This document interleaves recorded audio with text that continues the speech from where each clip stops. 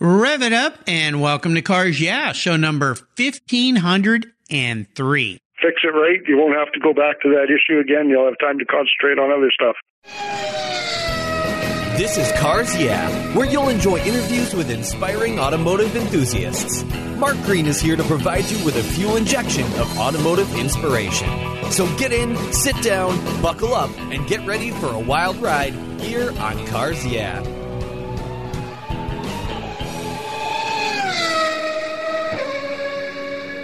Hello, inspiring automotive enthusiasts, and welcome to Cars Yeah. I'm revved up and so excited to share with you today a very special guest calling in from Red Deer, Alberta, Canada, Don Newlove.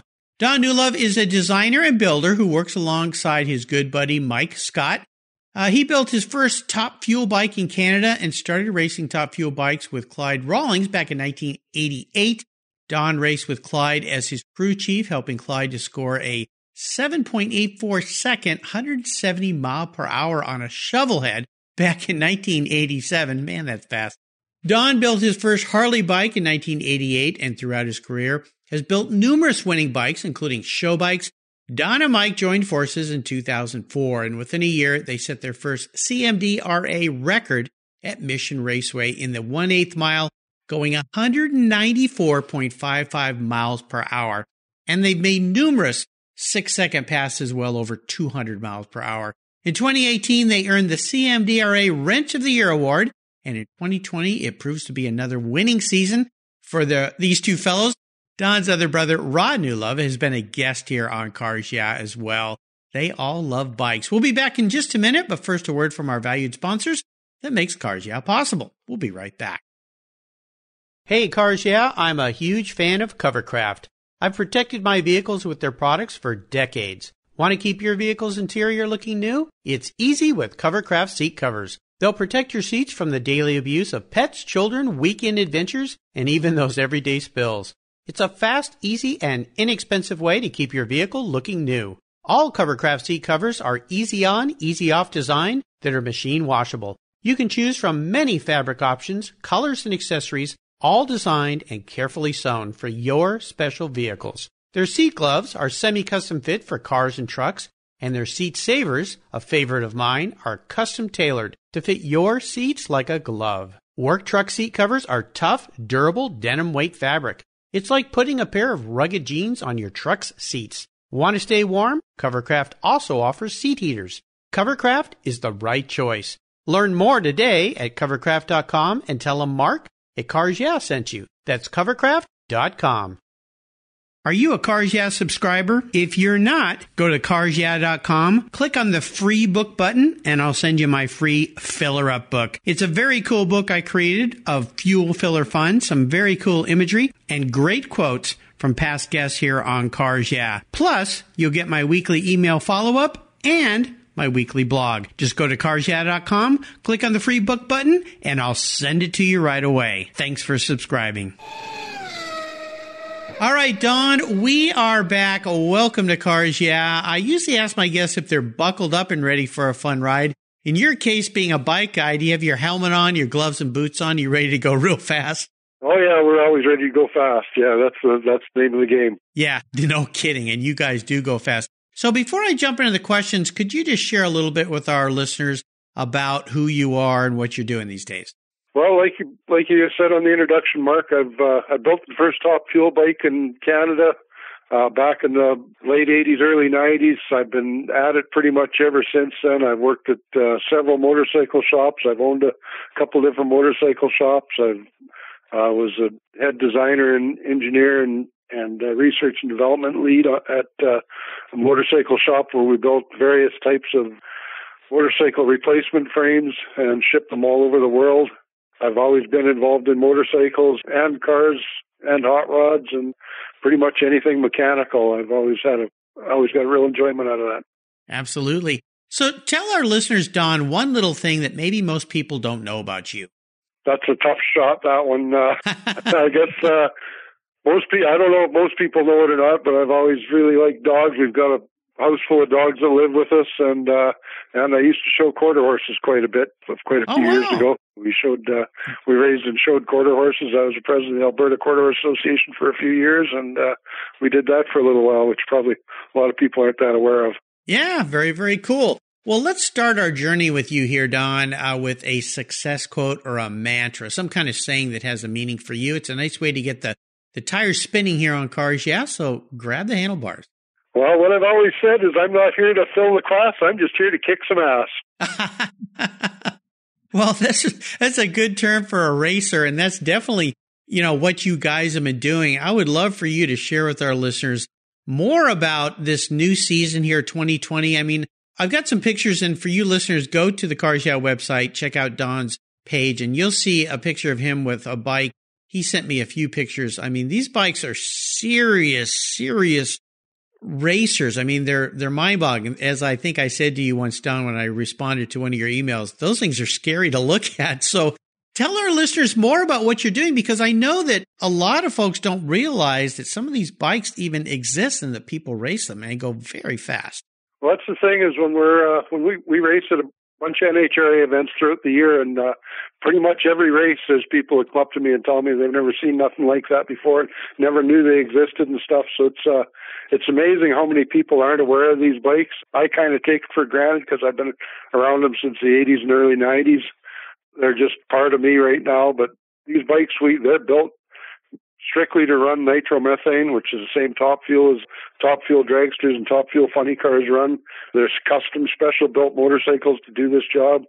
We build our own. A couple guys build their own chassis. There's a couple guys that build chassis that are available. They're all made out of chrome moly tubing, same as the top fuel cars and stuff. All run carbon fiber bodies, and just about everybody runs a 2-speed transmission and a slipper clutch. The slipper clutch and fuel system is almost identical stuff as to what the big guys run on all their top fuel cars. Our stuff's just a little bit smaller. They make about 10,000 horsepower. We make about 1,000 horsepower with our normally aspirated bikes. The blower bike that I've recently built makes about 1,400 horsepower. We're just getting a handle on clutch management and stuff on that to actually use all of that horsepower. When I watch these guys take off down a drag strip on a bike, the first question that comes to mind, and this may be silly because I'm not as into it as you are, how on earth do they hang on?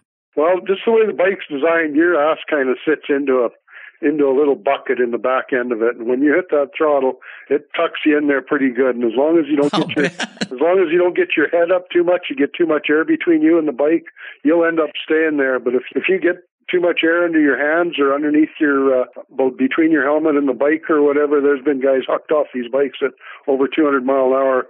I'm sure most of your listeners have stuck their hand out the car window at 60 mile an hour. You know how much a little deflection makes there, and you can just imagine what it does to a human at 200 mile an hour if you get air between you and the bike. Oh, I can't even imagine. I mean, it's just quite fascinating. And what are some of the elements when you're designing a bike like this that is designed to go very fast for a very short period of time? What are some of the key elements that you design and build into these bikes so that, number one, they work, number two, they stay in a straight line and can actually go that fast? They're very stretched. When I look at it, very stretched out. They are very stretched out. We run a fairly aggressive rake on the front end to give it some high-speed stability. On a really good pass, last year when we set the Indianapolis track record at 237 mile an hour, from the time Mike hit the throttle, it got hard on the wheelie bars, and the wheelie bars were planted right out the back door. He tripped the beams out the back end of the track with the back wheel. The front wheel never touched the ground until he shut the throttle off. And oh my gosh! When you build a bike to do that, you're basically flying a 1,000 or 1,200 pound machine down the track on the back wheel and wheelie bars. So the front tire never touched the ground till he was done with his run. That's right. It never touched the ground until he shut the throttle off. My gosh. And when he did shut the throttle off and the front wheels did come down, there was a huge puff of smoke off. It looked like an air jet landing or something. Yeah. Front tire. I had no idea. Oh my gosh. Now I'm even more nervous watching those guys run. It takes a special kind of guy to want to get on one of them. Well, I enjoy watching MotoGP and that makes me nervous because these guys are just traveling at these high rates and going around corners, and you look at them in super slow-mo and you just realize that little tiny patch of tire is keeping them up. But what you guys are doing is a whole nother level of, I won't call it insanity because it's not insane. I mean, you guys plan this, you design it. It's not like you have a death wish or anything. You're out there to set records and win, but it's just mind-boggling to me. And how the brain of your driver, your pilot, as you call him, can even function that fast. I mean, is it over as fast as almost a blink of an eye? I mean, you're talking about 6 seconds. I'm just incredible. Yeah, it seems to happen quite fast. Mike seems to be able to slow things down. I think probably the better riders in the class seem to be able to slow things down and react to stuff quicker. You see some guys out there trying to move the bike around, trying to pre-plan what the bike's going to do, whereas a lot of the better riders, they kind of react to what the bike's doing and kind of move it around accordingly. Mike always tells me about stuff he sees while he's driving down the track and stuff. It's like he's on a Sunday cruise and stuff. He's spent a pile of time on these bikes and he seems quite comfortable with them, and the stuff he seems to be able to slow the pass down in his mind when he does it. So I'm just glad I got a guy like him that can run one of these things. Well, no kidding. Incredible talents. And I think the brain has an interesting way of capturing split seconds. I had Vic Elford on the show here who raced every Porsche 917 ever built, and he talked about racing down the Mulsanne Straight, well in excess of 250 miles an hour. And there was a little cafe off to one side, and he said first time he went around, for a split second, he noticed a woman in a red dress sitting outside sipping a coffee. And the next time he came around, she was still there, coffee in hand. Third time, and then fourth time, she was gone. And you're going that fast and your brain to be able to capture that split fraction of time and freeze it. It must be some way that the brain works to try to help you cope with the magnitude of speed. So I can see how your pilot could say that.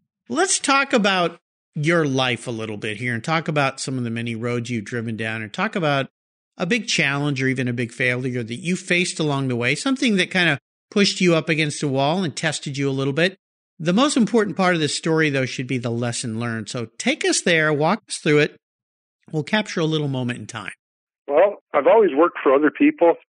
As far as the race teams go, I've kind of basically had my own motorcycle shop, my own hot rod shop and automotive shops and stuff over the years that I've just built and fixed various things right probably from the time I was 17 out of my dad's garage. I've always kind of worked for myself, but as far as the racing end of it goes, I've always been a crew chief for another team or for a team, and I've always had a boss or somebody who's owned the team. The last batch of guys I worked for, they when they finally had enough of racing and they wanted to retire, I think they were kind of getting to the point where the bikes were getting fast for them, and one of the brothers had gotten hurt on the bikes already, and I think they just didn't want to see the other brother get hurt.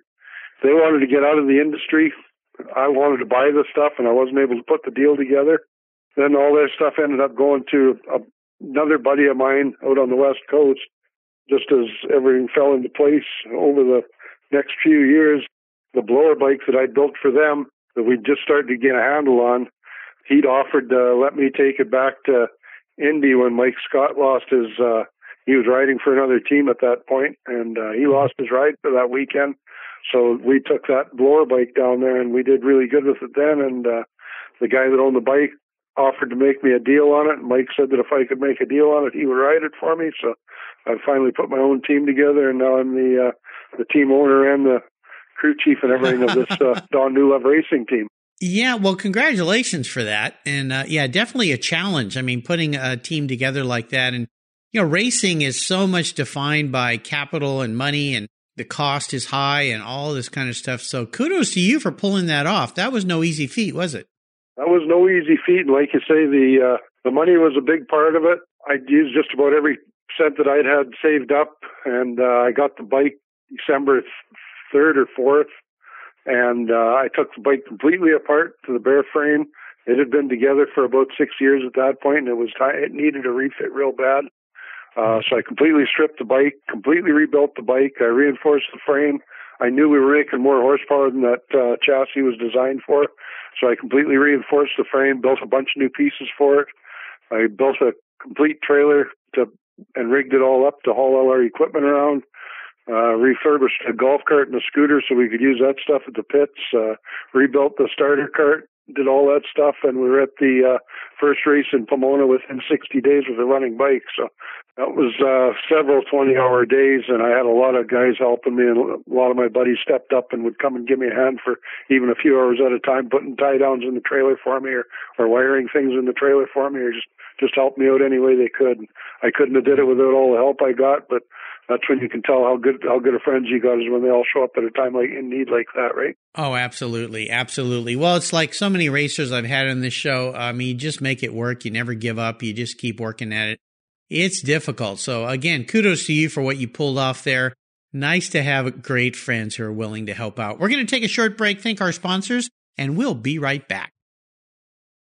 My favorite collector car magazine is Keith Martin's Sports Car Market. I've been a subscriber for decades. Sports Car Market is the Wall Street Journal for the enthusiast and the collector. It's your monthly must-read whether you dream of owning a collector car, have 2 cars, or 200. Sports Car Market has been around for 31 years, and it's filled with valuable articles, intelligent write-ups, and the latest auction sales. Go to sportscarmarket.com and subscribe today. Plus, you'll get the exclusive SCM guide to restoration shops included for free. At checkout, use the code CARSYEAH and receive a 50% discount on your digital subscription. It's an exclusive offer from me here at Cars Yeah. I'm Mark Green, and I love Sports Car Market magazine.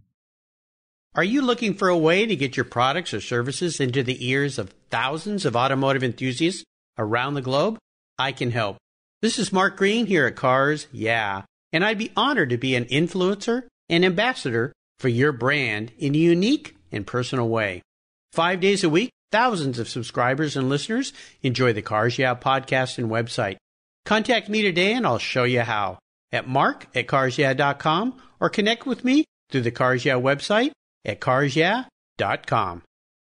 If you're listening to Cars Yeah, you've probably spent some time working on your favorite ride. But how confident are you working on your finances? You may be able to rebuild a fuel injection system, but can you decipher the details of a mutual fund? If you're like me, investments, insurance, annuities, budgeting, and other financial concepts may seem a bit daunting, but what if I told you there's a book that describes these subjects and more in an easy-to-read and a very humorous way? My friend Chris Kimball, CFP, a longtime sponsor and past guest here on Cars Yeah, has written that book, and it's titled The Saga of Ike and Penny, a couple's humorous journey through the confusing world of finance. It's a fun look at things you need to know. Everything from investing to effective ways to get rid of credit card debt, and it's probably the only book on finance with a VMAX on the front cover and a classic Mini Cooper on the back. The book's available at Amazon for just $10, and this book will dramatically improve the direction of your financial future. I gave copies to each of my children. All securities are through Money Concepts Capital Corp. Christopher Kimball Financial Services is not affiliated with Money Concepts Capital Corp. Get your copy, The Saga of Ike and Penny, today.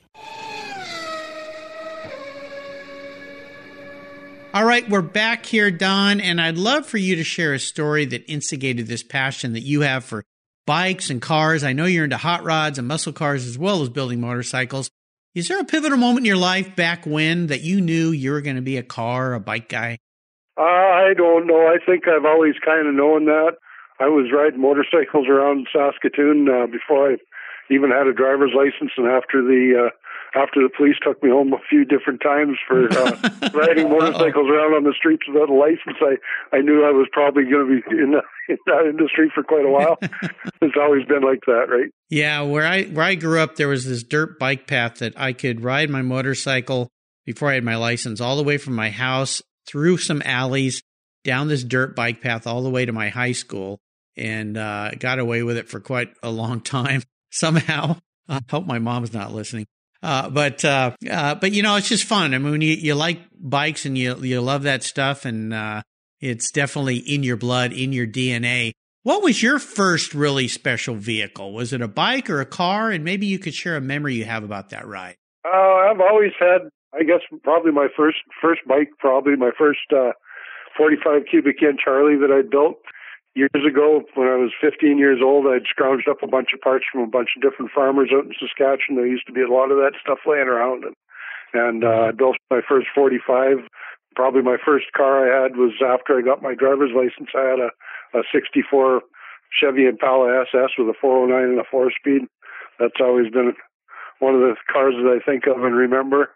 And when I got my driver's license, I had a 66 Chevy pickup, and I went and bought that just because I tried to borrow my dad's car to go get my driver's license. He told me if I didn't have my own vehicle, I didn't need a driver's license, so I went and bought that Chevy pickup. Oh, my gosh, that's funny. Well, I was really fortunate because the neighbor up the street where I grew up had a Chevy dealership, and he loaned me a brand new Z28 Camaro to take my driver's license in. It was a manual, which was kind of interesting, but he said, if you pass your test, you can keep this car for a week and enjoy it. And by golly, I passed that test because I wanted to have a chance to drive your car was that? It was, 1974. Nice. Yeah, I think it was 1974. Yeah. Yeah, those were pretty nice cars back then, especially for a brand new one for your driver's license. That would have been awesome. Yeah, the driving instructor, I was in Southern California, got in. He looked at me. He says, "Is this your car, kid?" And I said, "No, my neighbor loaned it to me." And he's like, "Your neighbor loaned you this car?" I said, "Yeah, he's a pretty nice guy." And he said, "If I pass my test today, I get to keep it for a week and drive it to school." And he said, "Well, you better do a good job." So, he passed me. Yeah, it was fun. Well, let's talk about if you woke up tomorrow, Don, and you were a vehicle. Now, it could be a bike or a car, but you were actually manifested as a vehicle, not what you want to be, but how you perceive yourself as this vehicle. What would Don be and why? That's kind of a different question, but I've always really liked the 1970 Hemi Challenger. I'm actually building one of them right now for myself, and it's always reminded me of the real quintessential muscle car. And some that a couple of guys in high school had them when I was going to school, and I always thought that was a pretty awesome car. And how long have you been working on it? Oh, I've had this one for probably 15 years now or something. But it's bodywork's just about all done, the motor's done, tranny's done, and it's just about to the point where I'm hoping that starting this summer I can probably start doing the assembly on it. How cool! What color is it? It's Hemi Orange. Hemi Orange. I love it. Well, we are entering the last lap. I'm going to fire off a series of questions and ask you to give us some very quick blips of that Hemi Challenger throttle. You're now a stranger to going fast, so this is a bit of a lightning round, so here we go. Would you share one of your personal habits you believe has contributed to your many successes in racing over the years? Well, I believe one of the things that really helps is the attention to detail. And the more time I have to spend on something before I go and run it, the more time I'll spend on it. And, sometimes we've only got a couple days between races. Other times we've got a couple weeks between races, but it always seems like I spend all my time on the bike getting it ready and going through each and every system and thing on it. And anytime anything ever costs me around, I try and design or build something that makes that so it'll never happen again. So I never lose around because of the same thing twice. There you go. Well, they say many a race is won in the preparation and not at the track. So that's very true. If I could arrange for you to sit down and have a drink or a meal with anyone in the automotive industry, living or deceased, who would it be? I don't know. I've watched that Jay Leno on TV a few times, and he seems like he's got a pretty good feeling about vehicles and motorcycles and has kind of the same outlook that I do on things. And I think if I could have a drink with somebody like him, that he might be able to teach me a little bit about how to get sponsorship and stuff so I can actually pursue this a little bit harder. There you go. Yeah, meet him up at the Big Dog Garage, as he calls it. Well, my regular listeners know this. I've been trying to get him on this show forever. Maybe one day he'll ring me up, but I'll keep trying. How about the best racing or motorcycle or automotive advice you've ever received? What would it be? Well, I'd probably fix it right the first time.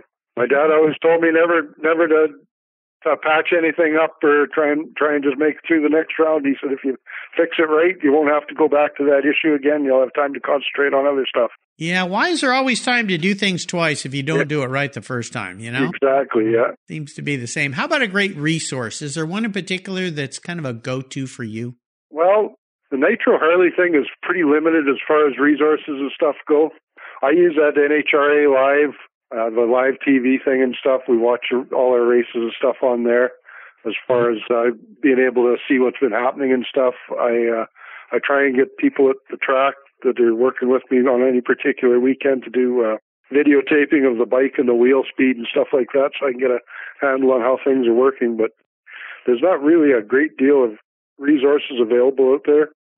I help a lot of other teams out and stuff because I know how hard it is to find any kind of information at all. I've got teams I help down in Australia and all over the United States. So there's nice. I've worked with quite a few different teams. It's great. It's great. It's a tight-knit community. How about a book? Is there a book that you've read you think our listeners would enjoy?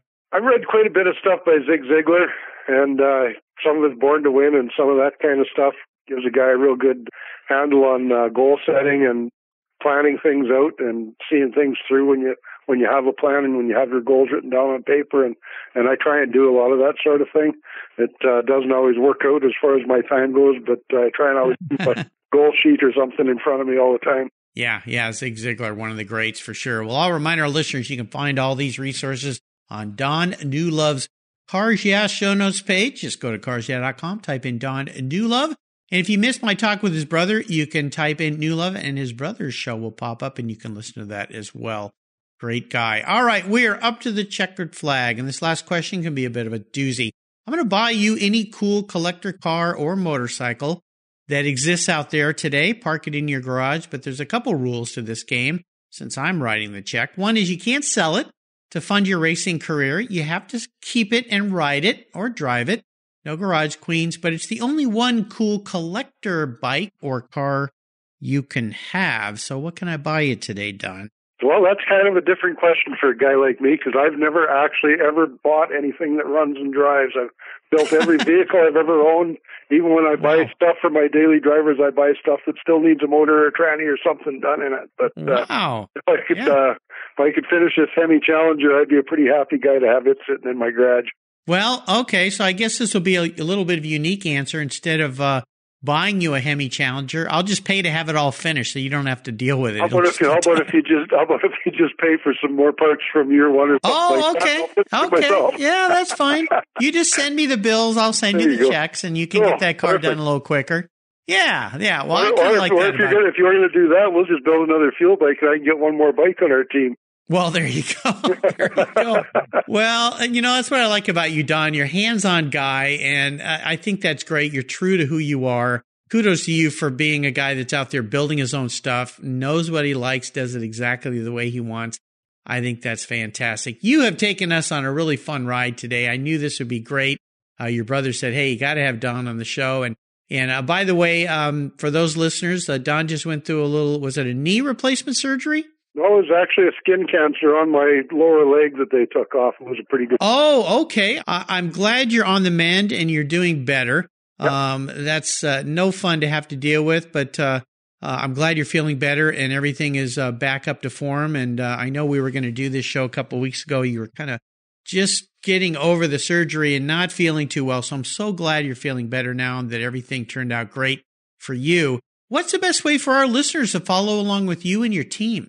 Well, we're currently working on our new website. It's not quite up and running yet, but you can always follow us on Facebook at Don Newlove Racing. I'll make sure I do that. And you let me know when your new page is up, and I'll make sure that I share that with my listeners out there so they can follow you guys and root you on to a very successful 2020. I wish you and your team a very safe and successful racing season this year. I think it's fantastic that you have your own team and that you guys are doing this together. Very, very cool. Don, thanks for being so generous today with your time, your expertise, and for sharing your incredible life that you've had. I mean, just fantastic. Until you and I talk again, my friend, I'll see you down the road. Thanks a lot, Mark. You have a great day yourself, and thanks for having me on the show. You too. Take care. Hey, Cars Yeah listeners, this is Mark Green. If you love the Cars Yeah podcast, I have something new for you. I've teamed up with Keith Martin, a collector car market expert and the editor of Sports Car Market magazine, to create the Buy, Sell, Hold podcast. Buy, Sell, Hold is the essence of collecting. Together, we take you on an educational ride into the collector car market, talking with industry experts, helping you navigate your collector car journey so you know when to buy, sell, hold. We talk with seasoned experts who buy, sell, and hold investment vehicles, and they'll share their insider secrets on how they make their buying decisions when it comes to making these important investments. You'll find the Buy, Sell, Hold podcast on the Cars Yeah website, on the Sports Car Market website, and if you're a podcast app subscriber to Cars Yeah, Buy, Sell, Hold will come right to your mobile device, just like the Cars Yeah podcast, automatically. Join Keith Martin and me on a great new venture on the Buy, Sell, Hold podcast today. Thank you so much for joining us on today's ride here at Cars Yeah. Drive on over to carsyeah.com to find show notes and inspiring automotive fun. Download your free copy of Filler Up, a fun book filled with gorgeous photographs of fuel filler fun, including quotes from more inspiring automotive enthusiasts. Download your copy today, and we'll see you next time on Cars Yeah.